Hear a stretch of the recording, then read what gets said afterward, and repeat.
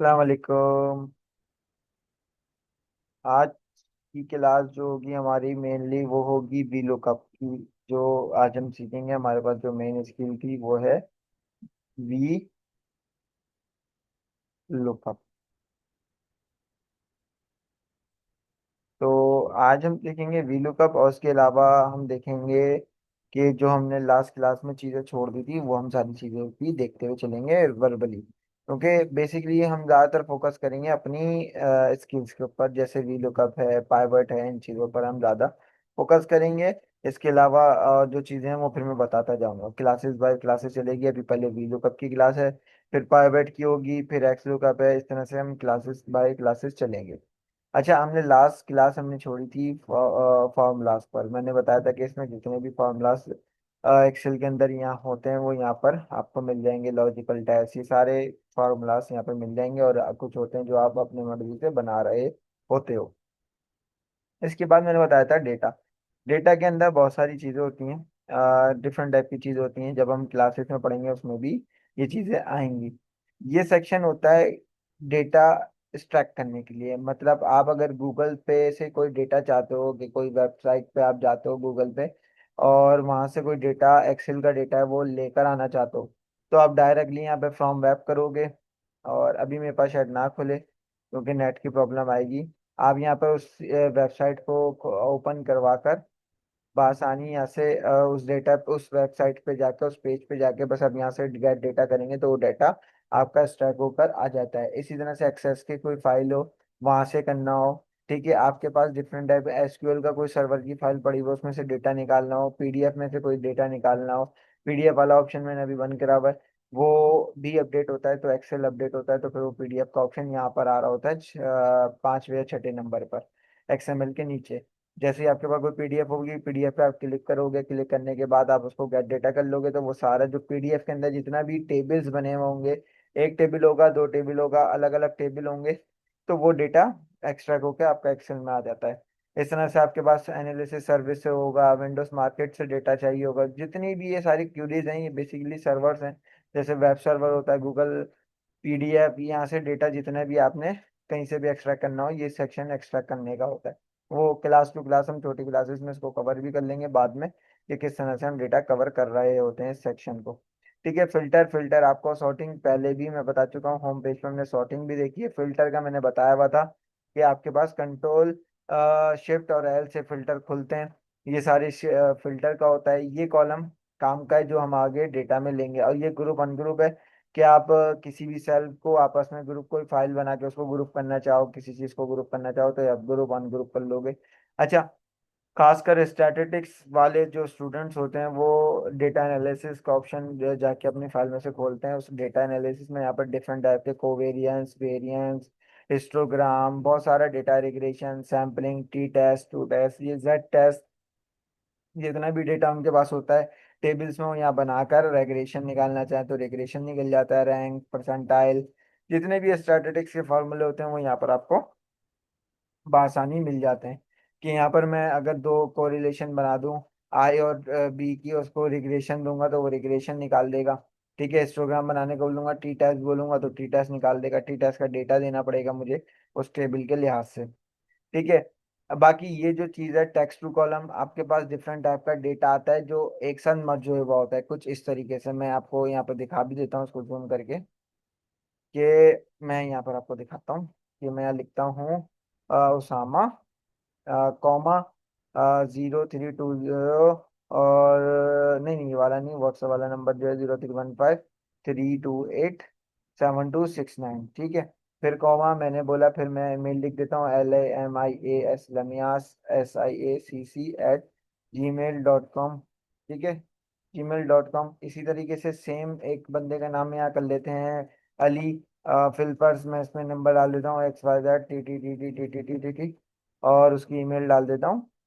Further जो भी मुझे ईमेल डालनी है उसकी मैं यहाँ पर एक मिसाल के तौर पे चीज़ समझा रहा हूँ, कि आपने यहाँ पर डिफरेंट टाइप का डेटा बनाया, डेटा बना हुआ है आपके पास, 200 250 एंट्रीज हैं। अब आपको क्या करना है, आपने 3 कॉलम्स बनाने हैं, कि यहाँ पर उसामा नेम्स आ जाए, ठीक है, आप यहाँ पर कॉन्टेक्ट नंबर आ जाए, और यहाँ पर आपकी ईमेल्स आ जाए, इस तरह से डेटा होगा आपके पास, और डिफरेंट टाइप के फॉर्मेट में वो आता है डेटा, ऑफिस में अक्सर वो डेटा आता है। आपने क्या करना है, इस डेटा को उठाना है, कॉपी करना है, पहले वाले नेम में उसको लाकर शिफ्ट कर देना है। ठीक है, मैं यहाँ से डिलीट कर देता हूँ और इस चीज़ को देख लेता हूँ। मैं इन तीनों को भी डिलीट करता हूँ, एक मिनट को, ताकि ये कॉलम वापस यहाँ आ जाए। ठीक है, ये नेम और कॉन्टैक्ट उसामा। अब मैं क्या बार बार ऐसे करूं कि एक जगह उसामा लिखूं, फिर उसका नंबर इधर लिखूं, उसका ईमेल इधर लिखूं? तो इसका एक आसान तरीका होता है कि आपने इस कॉलम को सिलेक्ट किया, जितना भी डेटा है उसको सिलेक्ट किया, और आपने डेटा के अंदर आके टेक्स्ट टू कॉलम कर दिया, यहाँ क्लिक किया, डिटरमाइन फिक्स विथ, हो तो फिक्स विथ पे चले जाएंगे आप। यहाँ पर आपके पास मैंने कॉमास यूज करें, कोई स्लैश यूज करता है, कोई स्पेस यूज करता है, कोई डैश यूज करता है, डिफरेंट टाइप के सेमी कॉलम्स यूज करते हैं। तो आपने पहले डेटा के अंदर से ये ऑब्जर्वेशन करनी है कि आपका डेटा किस चीज से अलग हो रहा है। मेरे पास डेटा कॉमा से अलग हो रहा है, तो मैंने इसको सीधा टैब से हटाकर मैंने कॉमा पे क्लिक करा, और कॉमा पे जैसे ही क्लिक करा मैंने नेक्स्ट करा और फिनिश कर दिया। ये डेटा ऑटोमेटिक ये डेटा शिफ्ट हो गया। मैं आपको दिखा दूं कि ये डेटा किस तरह से ब्रेक हो गया। ये नाम इधर आ गया है, कॉन्टेक्ट नंबर इसमें आ गया। पहले ये क्या था, एक ही सेल था, ये पहले एक ही सेल था, फिर हमने इसको ब्रेक किया, और ये जो चीज आ रही है, ये घबराने की कोई चीज नहीं है। ये बेसिकली नंबर, वो सेल छोटा हो रहा था तो इसकी वजह से वो बता रहा था कि 9 नंबर इसमें यूज है। तो ये मैंने इसको विथ में सेट कर दिया, विथ सेट कर दी। ये जो शॉर्ट की यूज करी थी मैंने, इसको सिलेक्ट करने के बाद मैं यहाँ से फॉर्मेट में गया और इसको विथ कॉलम कर दिया। ठीक है, यहाँ से ऑटो कॉल विथ कर देंगे तो इस तरह से आपका जितना भी डेटा होगा वो इस तरह से टूट कर आ जाएगा। अगर वो कॉमास में होगा तो कॉमास में आ जाए, स्लैश हो जाएगा तो आपके पास अगर स्लैश हो तो आप स्लैश में जाके यूज कर लें। तो ये टेक्स्ट टू विद होता है। ठीक है, इसके बाद जो हमारे पास चीज आती है वो आती है रिमूव डुप्लीकेशन। रिमूव डुप्लीकेशन की पहली भी बात बता चुका हूँ, मल्टीपल डेटा होता है, वो सारी चीजें आप रिमूव करके उसको सिंगल फॉर्मेट बनाते हैं। कंसोलिडेट एक नया टॉपिक है, उसके लिए एक छोटी सी नई क्लास होगी, वो अलग में सिखाऊंगा। और डेटा वैलिडेशन हम आगे जब डैशबोर्ड बनाएंगे उसमें भी कवर हो जाएगा। डेटा वैलिडेशन इसमें क्या होता है, पहले से हम उसको नाम बता देते हैं और उसको बता देते हैं इस नेम में, इस सेल, इस पट्टी में, या फिर इस लाइन में, इस कॉलम में, या इस सेल में इन चीजों के अलावा कोई और चीज नहीं लिखनी। तो डेटा वैलिडेशन कर देते हैं और उसको पहले से बता देंगे ये चीज इसमें आएगी, इसके अलावा कोई भी चीज नहीं आएगी। रिव्यू में अगर बात कर लूं, इसके अलावा रिव्यू बचता है। और रिव्यू बचता है, इसके अंदर हमारा वही रिव्यू में नॉर्मल चीजें, ग्रामर की चीज होती है, कमेंट होता है, और प्रोटेक्शन शीट होती है, और इसके बाद स्टार्टिंग होता है जो जैसे पहले भी मैंने बताया था। प्रोटेक्ट शीट और प्रोटेक्ट वर्कबुक। वर्कबुक तो हमारे पास वही था, प्रोटेक्ट शीट ही होती है कि हमारे पास शीट ही नहीं ओपन होती। जब हम पासवर्ड लगा देते हैं तो उसके लिए पासवर्ड पहले वो सारी चीज़ों को सिलेक्ट करके जो जो आपने करना है, यहाँ पर आपने सिलेक्ट करके उस शीट का नाम, पासवर्ड लगाना है और उसको बंद कर देना, और ना तो शीट खुलेगी,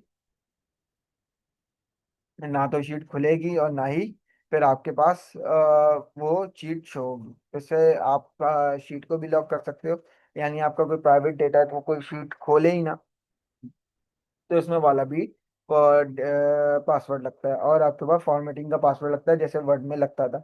इसमें अगर व्यूज की बात कर लूँ, व्यूज में भी सेम है, सेम वही है, जो सारी चीजें उसमें हमारे पास मौजूद थी, सिर्फ एक मैक्रोस का बढ़ाना है। जब हम मैक्रोस बेसिक लिखेंगे तो हम वो चीज देखेंगे। हमने बेसिक इन्फॉर्मेशन तो रिबन्स की देख ली है। आज मैं जो बात करूंगा वी लुकअप की करूंगा। वी लुकअप होता क्या है, इसके लिए मैंने कुछ डेटा बना के रखा हुआ है पहले से। जैसे कि मैंने एक डेटा बनाया हुआ है, इसको मैं प्राइवेट को हटा दूं अभी यहाँ से। एक डेटा है, रिपोर्ट डेटा, ठीक है, सीरियल नंबर है।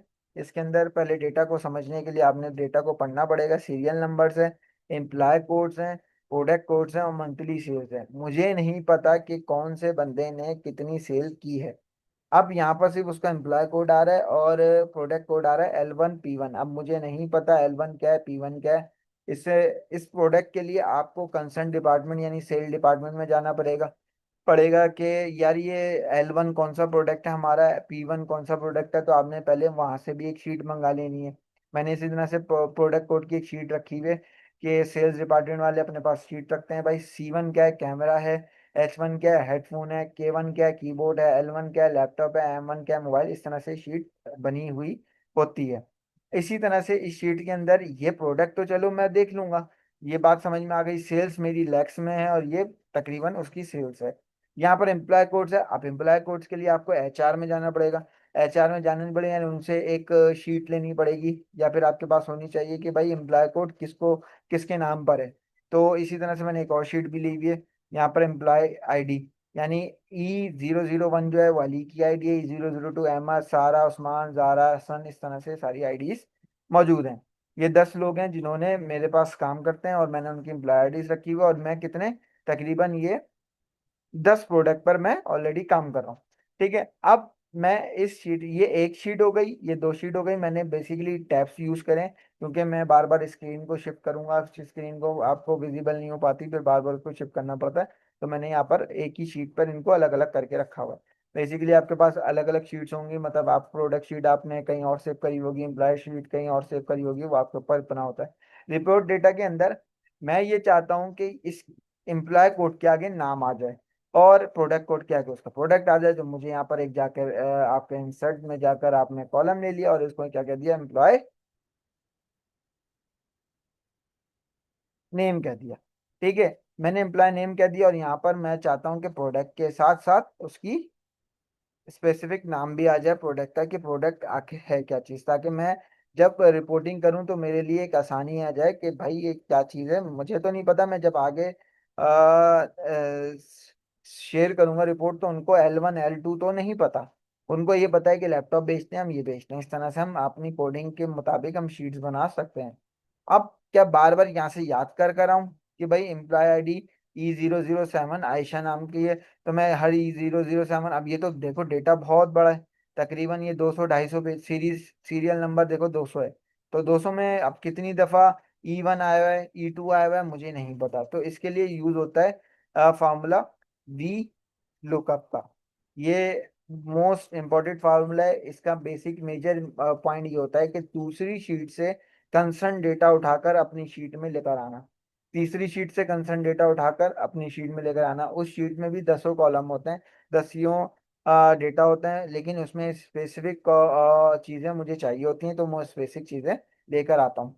अब बिलफर्स मैं इस एम्प्लॉय आईडी में मैं चाहता, अभी तो मैंने सिर्फ 2 कॉलम्स रखे हैं, एम्प्लॉय आईडी रखा है, एम्प्लॉय नेम रखा है। अब मैं क्या करता हूँ, एक चीज़ और ले लेता हूँ। यहाँ पर मैं बिलफर्स एम्प्लॉय आईडी के साथ मैं पहले इनकी डिपार्टमेंट ले आता हूँ। डिपार्टमेंट डिपार्टमेंट में बोल देता हूँ ये सेल्स का बंदा है, ये सेल्स डिपार्टमेंट का है, ये HR डिपार्टमेंट का बंदा है, ये बिलफर्स XYZ, मैं कुछ भी अभी लिख रहा हूँ, ऑपरेशंस का है। ठीक है, ये ब्रांच का है। ठीक है, ये हेड ऑफिस का है, ये क्रेडिट का है, ये IT का है। बिल्कुल डिफरेंट टाइप के ऑब्जेक्ट अब मैं यहाँ पर एक तरीके से लेकर आ गया। ये सेल्स, अब मुझे बिल्फर्स इस एम्प्लॉय कोड्स जो कि मेरे पास वहाँ मौजूद हैं, और मुझे नाम की ज़रूरत है। मैं चाह रहा हूँ इन एम्प्लॉय कोड्स के मदद से इस नाम को उठाकर लेकर आता हूँ।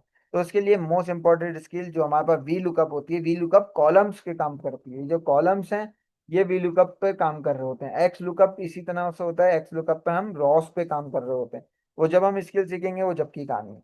अब यहाँ पर फॉर्मूला बनाते हैं कि भाई किस तरह आएगा। मैंने लेफ्ट हैंड पर एम्प्लॉय कोड लिख कर राइट हैंड पे मैं काम करूंगा, इजिकल टू वी लुकअप। पूरा मैंने लिखा है इजिकल टू वी लुकअप। इसके बाद मैंने ब्रैकेट करना है ओपन। आपने वो वैल्यू लेनी है जिसकी मदद से आप वहां से डेटा लेकर आओगे। तो मेरे पास इस डेटा के अंदर ये वैल्यू है, इसकी मदद से मैं उठाकर लेकर आऊंगा वहां से डेटा। इसके बाद लगाने आपने कॉमा।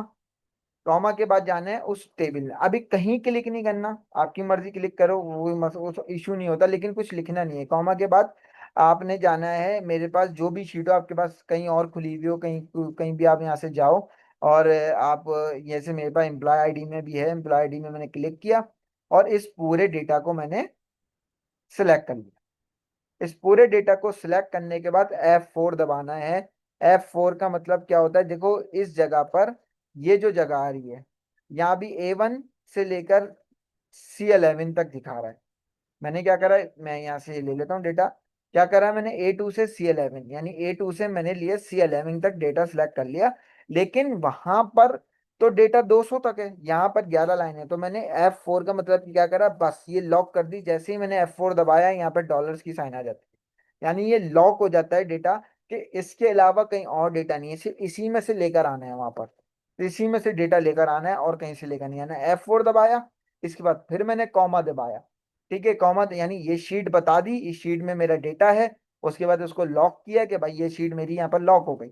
उसके बाद कॉमा प्रेस किया, उसके बाद मैंने कौन सा, क्या चीज चाहिए थी मुझे, employee name, employee ID, department और एम्प्लॉय नेम, यानी पहला कॉलम, दूसरा कॉलम, तीसरा कॉलम। यानी पहला कॉलम मुझे नहीं चाहिए, दूसरा कॉलम मुझे नहीं चाहिए, तीसरा कॉलम चाहिए, तो मैंने दबाया 3, 3 दबा दिया। यानी मेरी वहां से जो डेटा लेकर आ, तुमने, मैंने सबसे पहले क्या दिया उसको, अपना रेफरेंस दिया, वहां से मैंने बोला इस टेबल से लेना है, इस टेबल से तीसरा कॉलम चाहिए मुझे, और तीसरे कॉलम के बाद मैंने कॉमा दिया, फिर मैंने इसको दिया 0, 0 मतलब ट्रू। यानी अगर वो वैल्यू जो मैंने उस शीट से लिए इस टेबल के पहले कॉलम से मैच कर रही हो, एग्जैक्ट मैच, यानी ट्रू मतलब एग्जैक्ट मैच कर रही हो, तो एम्प्लॉय नेम यानी उसी नाम, उसके सामने वाला नाम उठाकर वहां ले जाना। मैंने 0 दबाकर ब्रैकेट क्लोज किया और एंटर किया। जैसे ही मैंने एंटर किया, E007 के सामने आ गया आयशा। अब ये E007 के सामने आयशा, E007 के सामने IT डिपार्टमेंट और आयशा। मैंने क्या करा, इस डेटा के नीचे गया, यहाँ पर कंट्रोल शिफ्ट ड्रैग करा ऊपर, ठीक है, सारा डेटा सिलेक्ट करा, आल्ट के साथ सेमी कॉलम दबाए, यानी सिलेक्ट करा डेटा। सिलेक्ट मतलब ये वाला जो सिलेक्ट किया है, ये मैंने फिक्स किया डेटा, और कंट्रोल D ड्रैग कर दिया। जैसे ही मैंने ड्रैग किया, सबके नेम उनकी आईडीज के सामने मौजूद हो गए। यहाँ पर देखो पहले कोई नाम नहीं आ रहा था, अब ये फॉर्मूला, यहाँ पर ये जो कोई फॉर्मूला आ रहा है, यहाँ सबके नाम आना शुरू हो गए। E5 पे जारा, E5 पे जारा, E3 पे सारा। मैं चेक कर लेता हूँ भाई, E5 पे जारा, E3 पे सारा, ठीक है। इसके अलावा E1 पे अली था। अब मैंने क्या करा, इस फॉर्मूले को सिलेक्ट करना है पूरा, कंट्रोल सी से कॉपी करो, जब आपका काम कंप्लीट हो जाए कंट्रोल V से पेस्ट करो। पेस्ट करने के बाद यहाँ कंट्रोल बता रहा है, कंट्रोल कंट्रोल दबाकर मैंने ये वैल्यू कर देना है।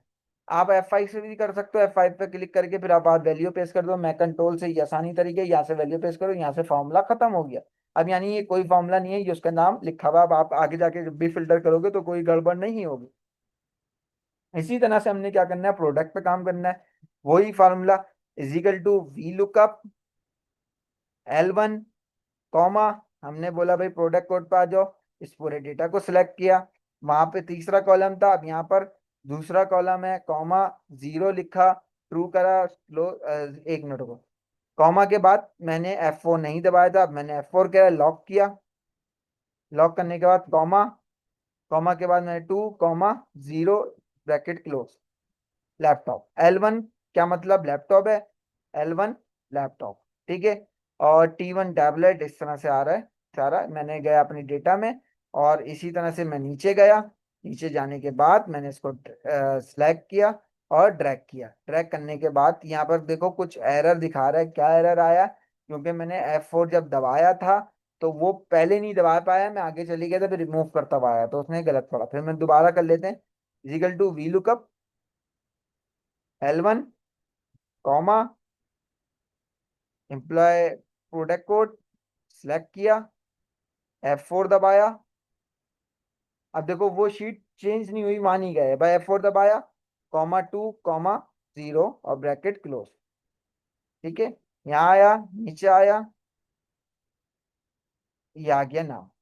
अब अगर अब भी ना आ रहा हो, अब भी यहाँ पर कोई NA आ रहा हो, अब मैं करके दिखाता हूँ कि यहाँ पर मैंने इसको स्पेस दे दिया, यहाँ एन आना शुरू हो जाएगा, यानी कि वहां वाले C1 में स्पेस नहीं है, यहाँ वाले C1 में स्पेस है, या फिर कोई भी एक्सेट्रा दूसरा लफ्ज लिखा हुआ है जिसकी वजह से वो फॉर्मूला आपका नहीं ला रहा होगा। तो यहाँ पर आपने चेक करना है कि आपका कुछ दबा हुआ तो नहीं है। जैसे ही मैंने स्पेस रिमूव करा, क्योंकि वहां पर स्पेस नहीं है C1 में, तो यहाँ पर फॉरन कैमरा आ जाएगा, यानी सेम नाम जब वहां पर होगा तो वो यहाँ पर आएगा। अब मैंने यहाँ पर क्या करा, यहाँ पर भी आपने सिलेक्ट पेस्ट कंट्रोल के साथ आपने यहाँ बीच वाले में आके वैल्यू पेस्ट कर देना, यानी ये वाली शीट भी आपकी कंप्लीट हो। अब देखो वी लुकअप से मैंने आसानी क्या करी अपने लिए, कि इस एम्प्लॉय कोड से नाम लेकर आ गया, इस प्रोडक्ट कोड से प्रोडक्ट नेम आ गया। ये हमारा था वी लुकअप। ये मोस्ट इंपॉर्टेंट स्किल होती है, ऑफिस के अंदर वी लुकअप, क्योंकि डिफरेंट टाइप का डेटा होता है, डिफरेंट टाइप के डिपार्टमेंट से आ रहा होता है, इस डिपार्टमेंट से ये वाला डेटा है, उस डिपार्टमेंट से वाला डेटा है, इस डिपार्टमेंट से वाला डेटा है। अब मुझे क्या करना है, एक शीट बनानी है, तीनों डेटा को लेकर आना है। तो मैंने तीनों डेटा को खोला, उसकी एक शीट के मुताबिक इस डेटा से वी लुकअप करा, उस डेटा से वी लुकअप करा, इस वाले डेटा से वी लुकअप, जो मुझे रिक्वायरमेंट है मैंने वी लुकअप से उठाकर लेकर आ गया। मुझे पूरी शीट कॉपी पेस्ट करने की जरूरत नहीं होती। VLOOKUP is the most powerful skill in office. तो आप इसकी प्रैक्टिस करें। इसके बाद हम इंशाल्लाह पाइवेट टेबल पे जाएंगे, पाइवेट के बाद हम XLOOKUP टेबल, डिफरेंट बहुत सारी चीजें। तो जब तक के लिए अपना ख्याल रखें, मिलते हैं अगली क्लास में, जब तक के लिए अल्लाह हाफिज।